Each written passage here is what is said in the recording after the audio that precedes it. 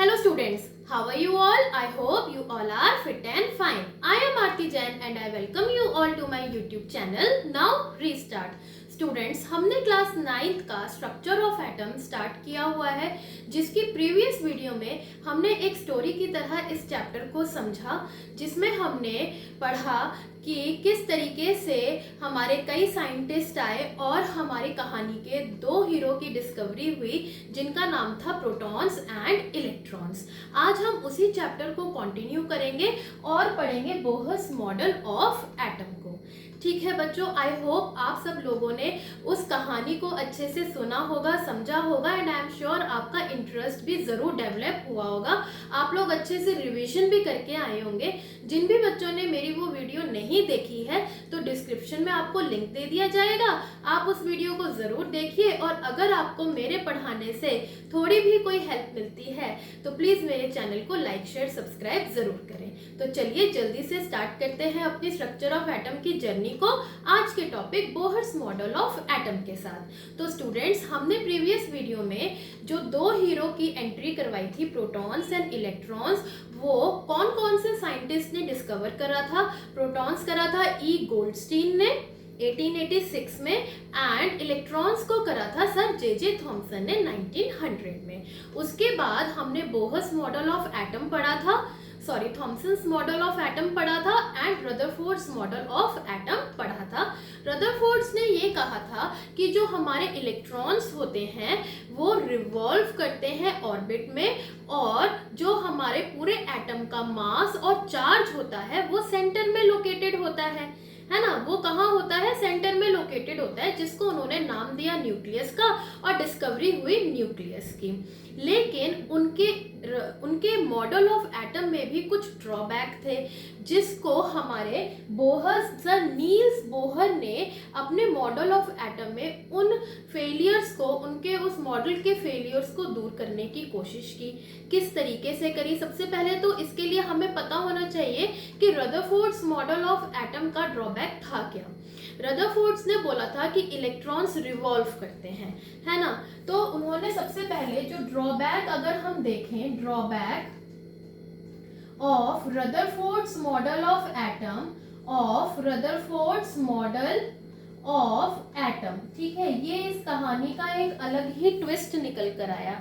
ठीक है, क्या था कि उन्होंने कहा था कि electrons revolve in orbits, electrons revolve in circular path या फिर ऑर्बिट्स। इसका मतलब ये हुआ कि टाइम टू टाइम उनकी स्पीड भी बढ़ेगी। जब कोई चीज सर्कुलर पाथ में रोटेट करती है तो स्पीड बढ़ती जाती है, जिसकी वजह से एक्सेलरेशन इंक्रीज होगा, जिसकी वजह से क्या होगा? एक्सेलरेशन इंक्रीज होगा। और अगर एक्सेलरेशन इंक्रीज होता है किसी भी पार्टिकल का, तो हम ये जानते हैं कि वो एनर्जी को रेडिएट करता है ना। वो एनर्जी को रेडिएट करना चाहिए, यानी कि कॉन्टिन्यूअस लॉस ऑफ एनर्जी होगा। यानी कि एक टाइम ऐसा आएगा कि एनर्जी जो है लूज होनी शुरू हो जाएगी, एनर्जी लूज होगी, क्योंकि एनर्जी तो रेडिएट हो रही है। क्यों हो रही है एनर्जी रेडिएट? क्योंकि एक्सेलरेशन बढ़ गया सर्कुलर पाथ में मूवमेंट की वजह से। तो इसका मतलब अगर एनर्जी लूज हो रही है तो एक टाइम ऐसा आएगा that electron will fall into the nucleus, हमारा जो इलेक्ट्रॉन है वो क्या होगा? न्यूक्लियस में फॉल हो जाएगा, न्यूक्लियस के अंदर चला जाएगा। अरे ये क्या हो गया? तो इसका मतलब ये हुआ कि हमारा एटम तो अनस्टेबल हो गया, जिसकी वजह से हम ये कह सकते हैं कि एटम इज अनस्टेबल। जबकि असली चीज ये है कि हमारा एटम तो स्टेबल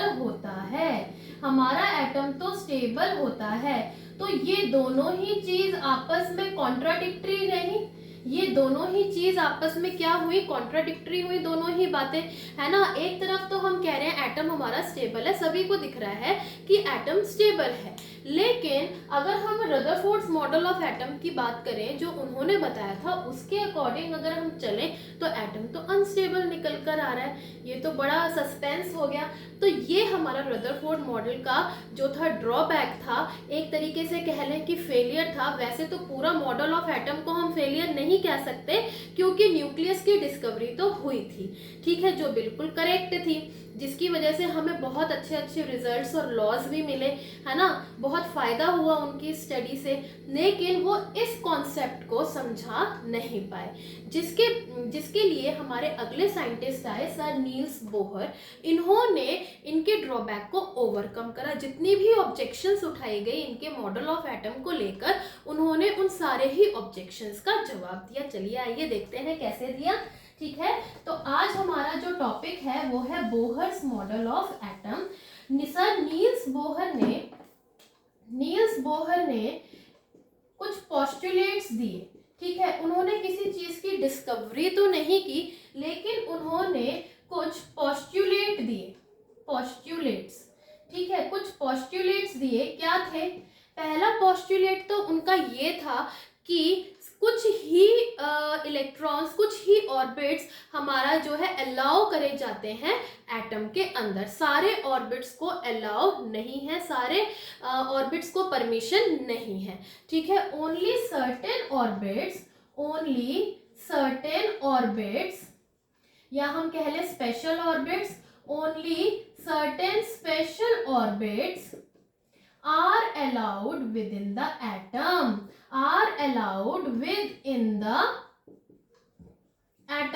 और इन स्पेशल ऑर्बिट्स को वो क्या कहते थे? Discrete orbits. हमें सारे नाम पता होने चाहिए ना, तो इन स्पेशल ऑर्बिट्स को वो कहते थे बच्चों डिस्क्रीट ऑर्बिट्स, ठीक है। यानी कि कुछ ही स्पेशल ऑर्बिट्स को उन्होंने परमिशन दी, ठीक है। ये कैसे वो हम आगे समझेंगे, ठीक है।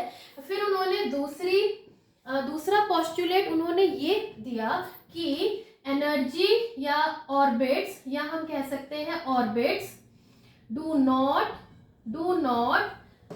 इसको लिखे electrons revolving in the orbits, electrons revolving in these discrete orbits.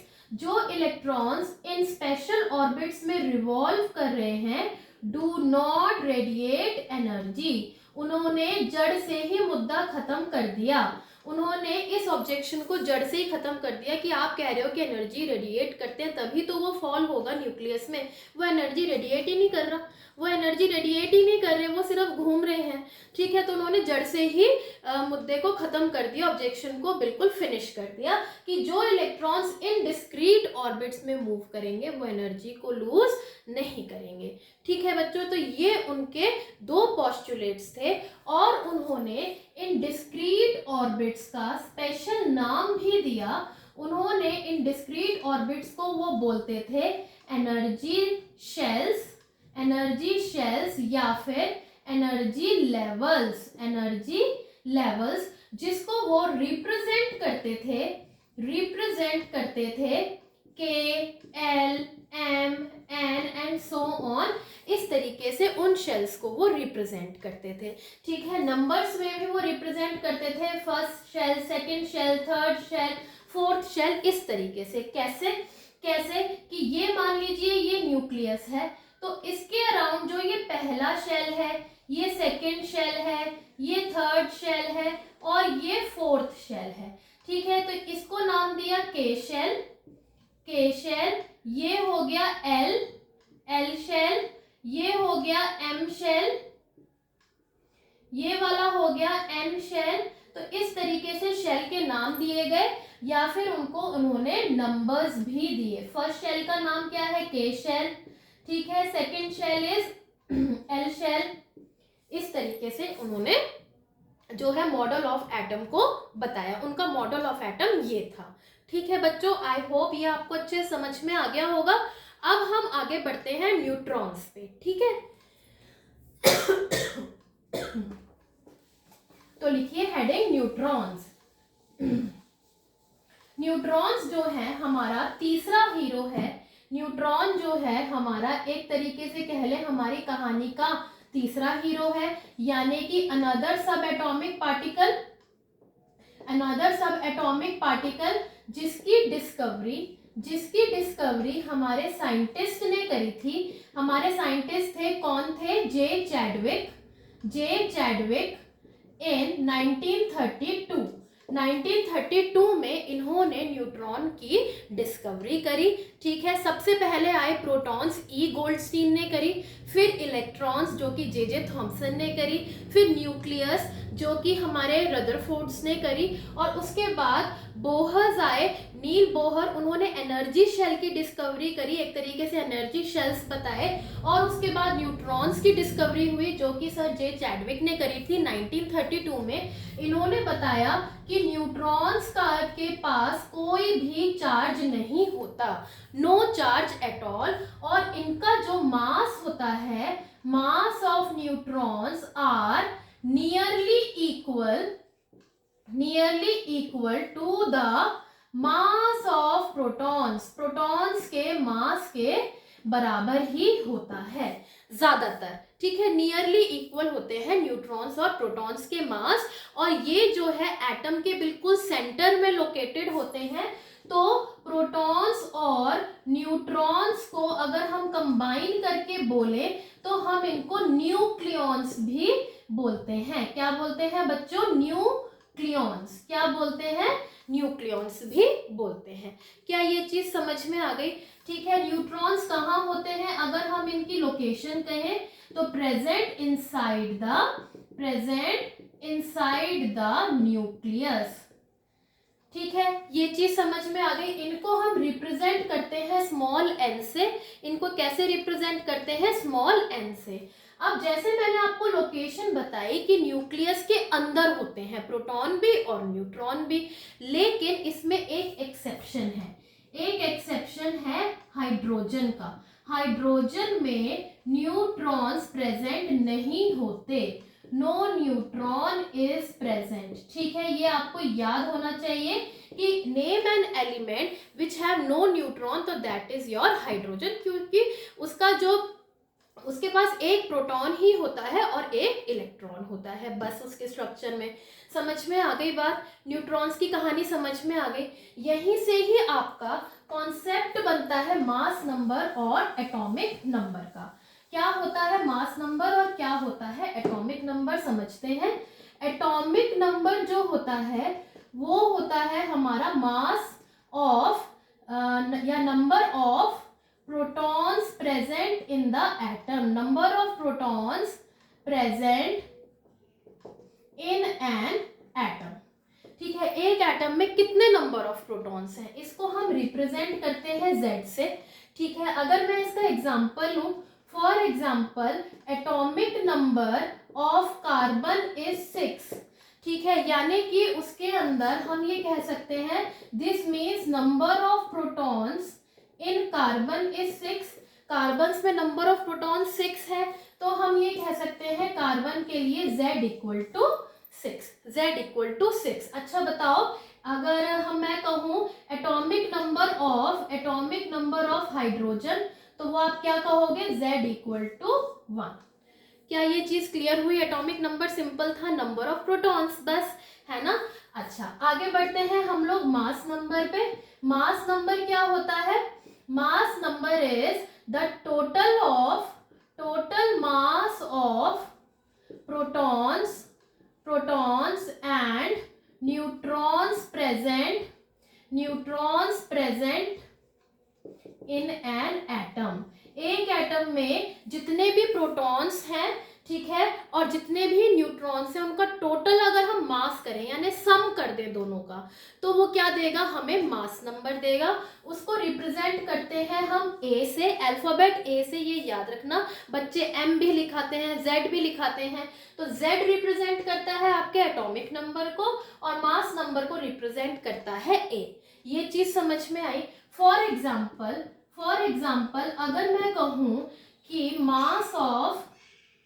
Mass number of carbon is 12U। ठीक है, मैंने कहा मास नंबर कार्बन का 12U है, यानी कि इसका A है 12U। तो इसके अंदर अगर मैं कहूँ नंबर ऑफ प्रोटॉन्स 6 है, तो क्या आप मुझे नंबर ऑफ न्यूट्रॉन्स बता सकते हैं? बता सकते हैं। मास नंबर 12 है, प्रोटॉन 6 है, 12 माइनस 6 कर देंगे हम, 12 माइनस 6 कर देंगे तो न्यूट्रॉन्स आ जाएंगे हमारे 6। एक और एग्जाम्पल करते हैं ठीक है, ये हमारा फर्स्ट एग्जाम्पल था। सेकेंड, मास नंबर, अब आप लोग मास नंबर ऑफ एल्यूमिनियम जो है वो होता है 27U। ठीक है, तो आप अब उसके नंबर ऑफ प्रोटॉन्स बताएंगे, प्रोटॉन्स बताएंगे, जिसमें कि नंबर ऑफ न्यूट्रॉन्स मेरे पास है 14, नंबर ऑफ न्यूट्रॉन्स है मेरे पास 14। तो कितना हुआ, कितना हुआ 14, यानी 27 में से मैं 14 को माइनस करूं तो आ जाएगा मेरे पास 13। समझ में आ गई बात? तो ये हो गया मेरे पास mass number, total number of protons plus total number of neutrons gives us the mass number.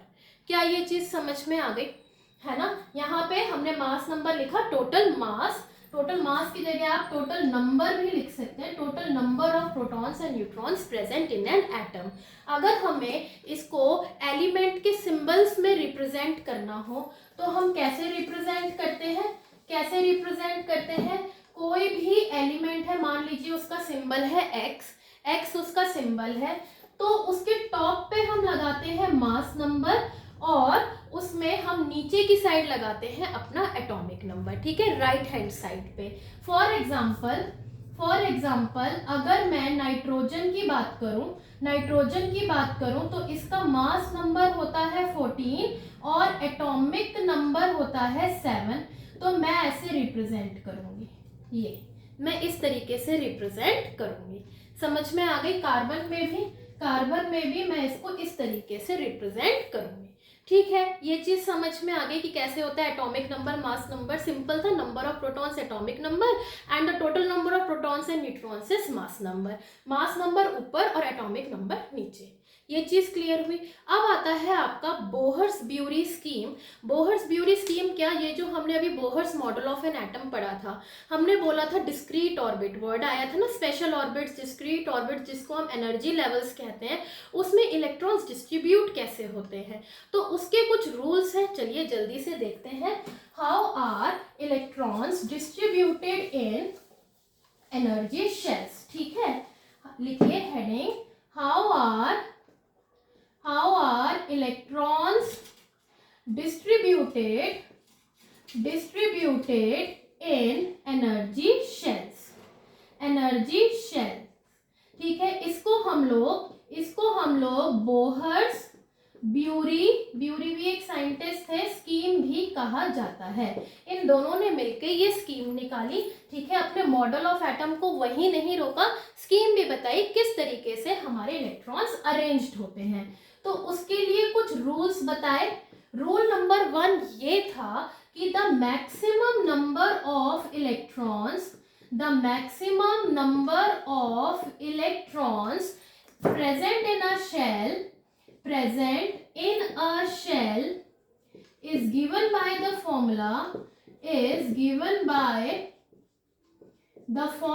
2n²। इसका मतलब कि एक शेल में कितने मैक्सिमम इलेक्ट्रॉन्स आ सकते हैं वो हमें बताया 2n² फॉर्मूले से। फॉर एग्जांपल करके देख लेते हैं। अगर हम के शेल की बात करें तो इसका n = 1 होता है, तो 2 × 1 का स्क्वायर इज 2, यानी कि के शेल में मैक्सिमम 2 इलेक्ट्रॉन्स हम लोग एकोमोडेट कर सकते हैं। एल शेल की बात करें तो n = 2, तो 2 × 2 का स्क्वायर यानी कि 2 × 4 = 8। एल में हम लोग 8 इलेक्ट्रॉन्स को मैक्सिमम भर सकते हैं। ठीक है, एम शेल का बात करें, अगर हम एम शेल की n = 3, 2 × 3 का स्क्वायर 2 × 9 यानी कि 18।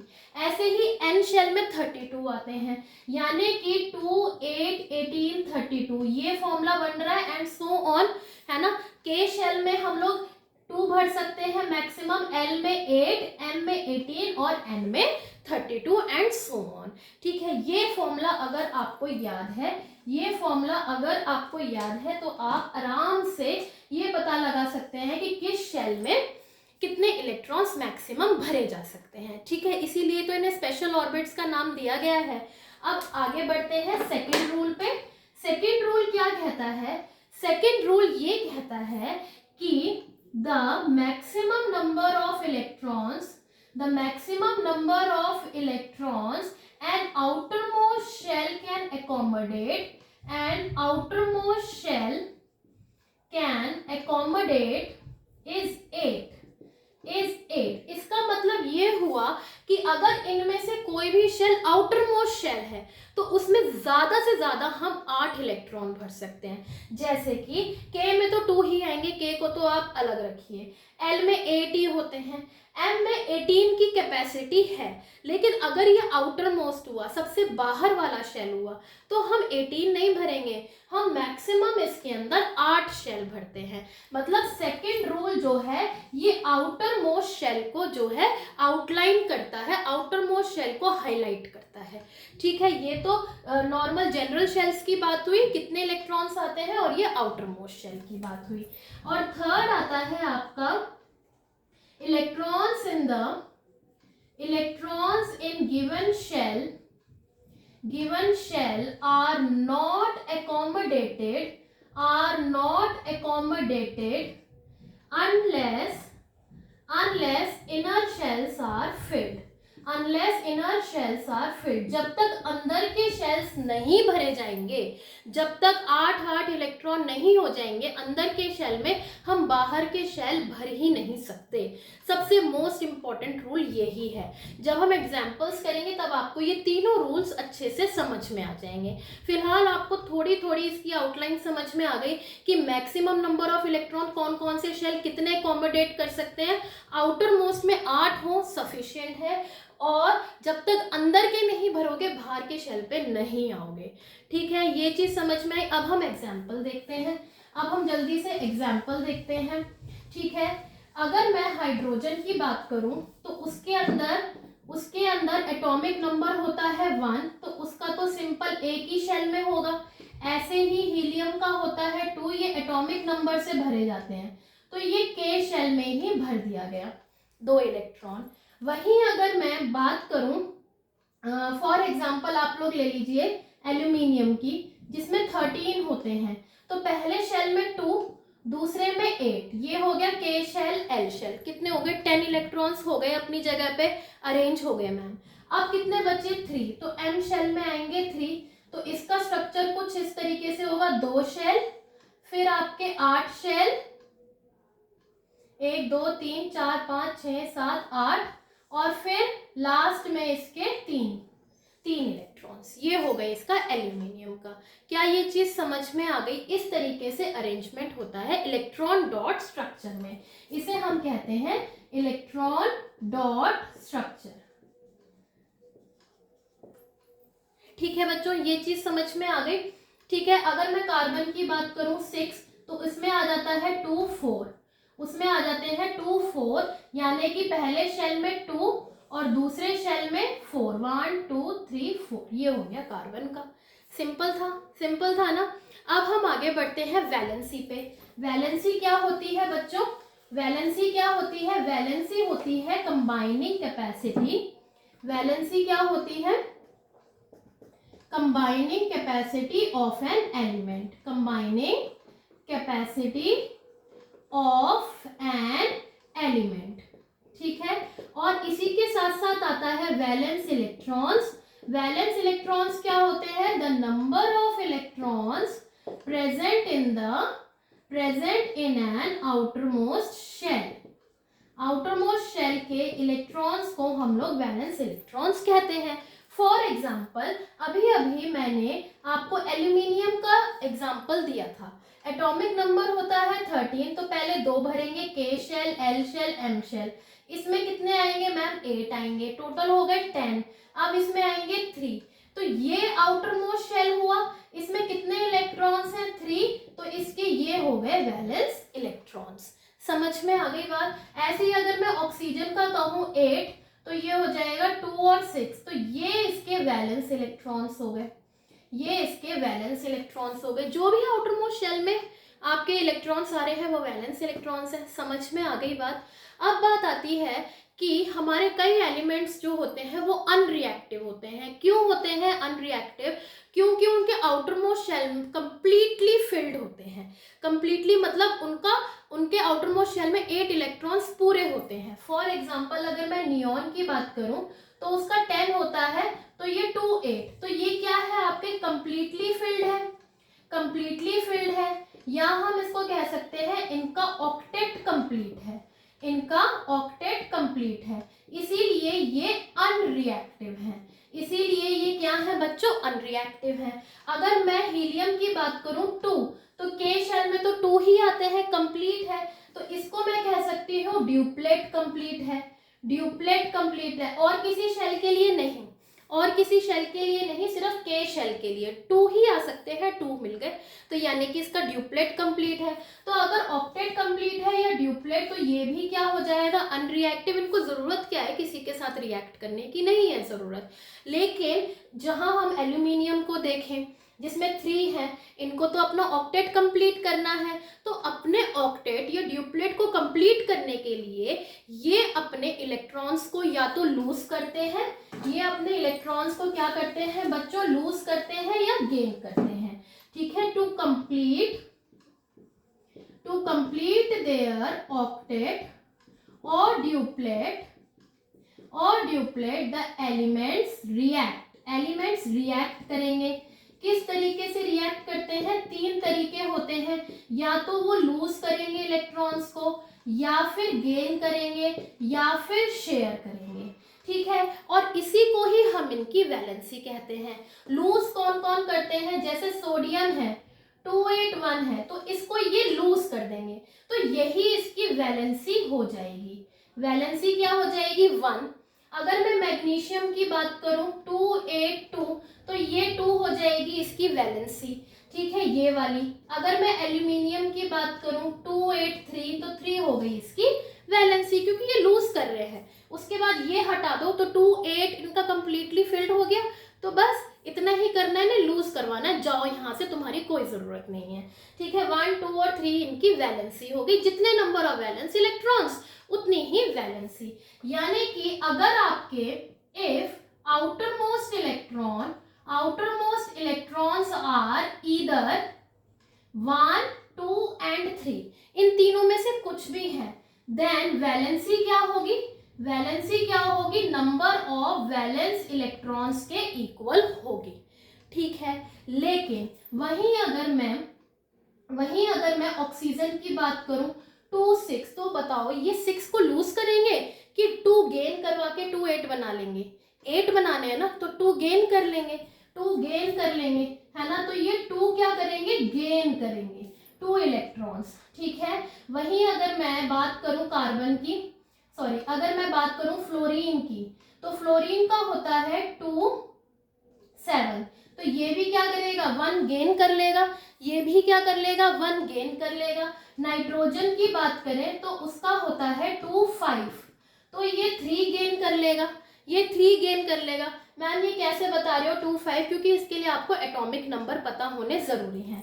इसका एटॉमिक नंबर होता है 8, नीचे लिखते हैं ना एटॉमिक नंबर 8, फ्लोरीन का 9, इसका 7, तो 8 है तो 2 और 6 हो गए, तो ये 2 गेन कर लेगा। अगर 7 वैलेंस इलेक्ट्रॉन है तो 1 गेन करके 8 बना लेंगे। 8 बनाना है, खेल जो है 8 का है, 8 का है। ठीक है, 5 है तो 3। ठीक है, तो इसका मतलब अगर आपके इफ आउटरमोस्ट इलेक्ट्रॉन्स या वैलेंस इलेक्ट्रॉन्स आर ईदर 5, 6 या 7, तब हमारी वैलेंसी कितनी होगी, 8 minus number of valence electrons, है ना। 8 में से माइनस कर दिए ना हमने valence electrons, 8 minus 5, 8 minus 7, 8 minus 6। ठीक है, ये चीज समझ में, 1, 2, 3, 5, 6, 7 का रूल। और अगर वैलेंस इलेक्ट्रॉन्स 4 हुए, फॉर एग्जाम्पल कार्बन का होता है 6, तो 2, 4 बन गया 4, तो इस केस में ये शेयर करते हैं, ठीक है बच्चों, तो वैलेंसी समझ में आ गई कैसे निकालते हैं। तो this completes your today's session. आज का सेशन आई होप आप लोगों के लिए बड़ा हेल्पफुल रहा होगा। आपको valency, valence electrons, atomic number, mass number, energy shells, Bohr's model of atom, neutrons, ये सारे टॉपिक्स अच्छे से क्लियर हो गए होंगे। आप लोग अगले सेशन से पहले इसकी रिविजन करके आइएगा। मिलते हैं आपसे अगले वीडियो सेशन में, जिसमें हम इस चैप्टर को एंड करेंगे, पढ़ेंगे हम लोग आइसोटोप्स और आइसोबार्स के बारे में। ठीक है बच्चों, तो तब तक के लिए खुश रहिए, स्वस्थ रहिए, मस्त रहिए और पढ़ते रहिए। Bye bye students.